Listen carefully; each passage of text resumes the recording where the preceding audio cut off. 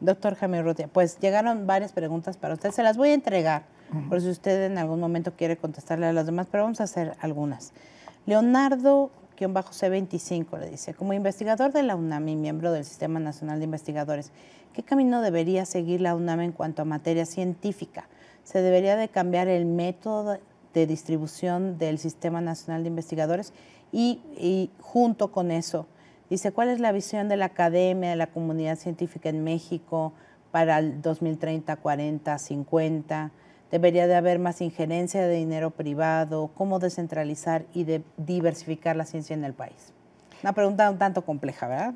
Sí, bueno, trata varios puntos bueno, todos interconectados. Yo creo que eso la hace interesante.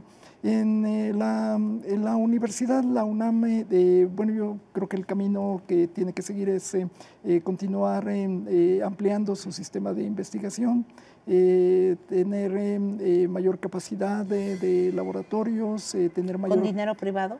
Bueno, podemos, es algo que en nuestro país se usa poco. Yo creo que incluso sería muy interesante el que tuviéramos una mayor colaboración con las industrias y también con la parte de las fundaciones filantrópicas. Hay poca tradición en México sobre esto.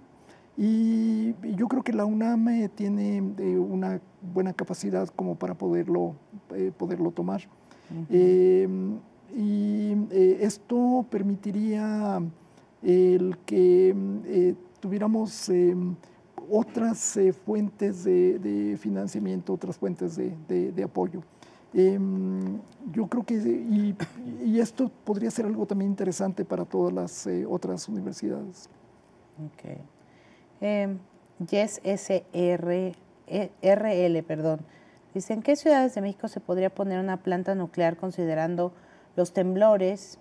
¿Y qué tendría que hacer el gobierno para asegurar medidas de seguridad de la planta junto con la población? ¿México está preparado ya para este tipo de energía? Bueno, el desarrollo sobre plantas nucleares ha sido fuerte en otros países. Hay países que dependen más de la energía nuclear, como el caso, por ejemplo, de Japón, que fue afectado, de hecho, viendo la forma en que lo hace de buscar un sitio adecuado con los temblores. En el caso de Japón, las plantas nucleares estaban cerca de la costa para tener la capacidad de tener agua para el enfriamiento de las plantas. Y esto pues añade una serie de riesgos y fue lo que pasó en Fukushima con el temblor en 2011. Que afectó a la planta.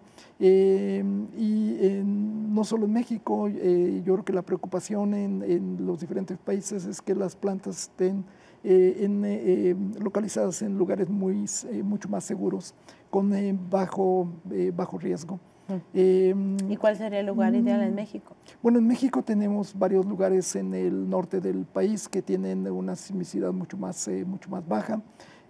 Pero la pregunta yo creo que tiene que enmarcarse dentro de un plan de desarrollo energético mucho más amplio. México sí tiene bueno, las varias ventajas, incluyendo el que tenemos todavía recursos de petroleros grandes. Tenemos, yo creo que también la necesidad de desarrollar más las energías alternativas. Y el uso de energía nuclear debe ser enmarcado dentro de un plan bien estructurado de desarrollo, que es el caso con los diferentes países.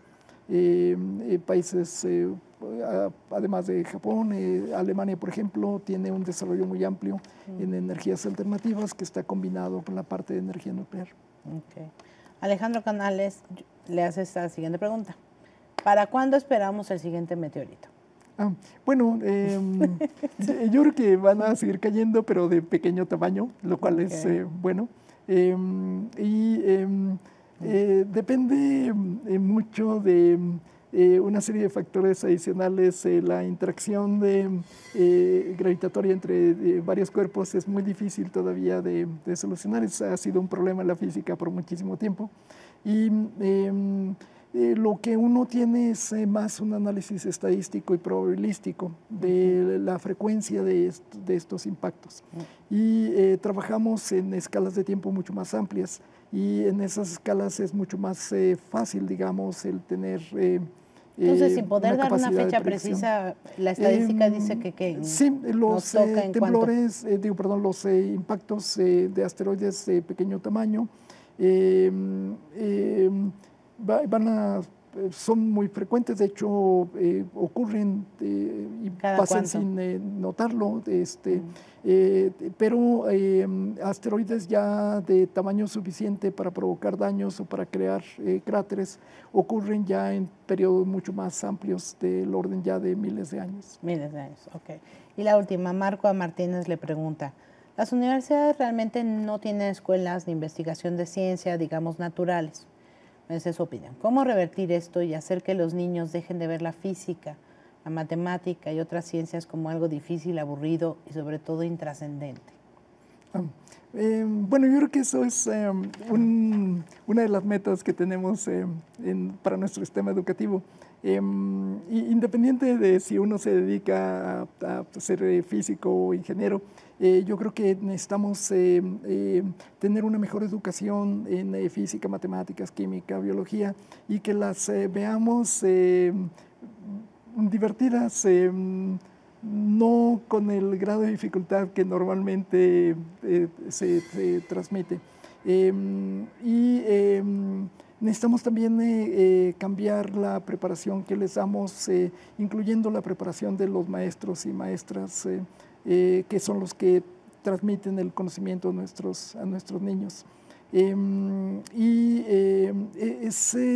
creo que uno de los objetivos que tiene la Secretaría de Educación y esto, bueno, ha sido yo creo que un tema que se ha tratado ya hace tiempo y sí se tiene la capacidad de lograrlo.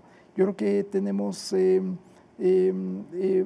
y eso permitiría el que pues, tuviéramos una sociedad mejor educada, que comprendamos incluso pues, las tecnologías que usamos o incluso con las que nuestros niños juegan. Aparte de que sean muy buenos jugando a los juegos electrónicos, podrían tener la capacidad de saber cómo funciona el aparato que están usando o cómo se hacen estos mismos juegos. Muchas gracias, doctor. Gracias.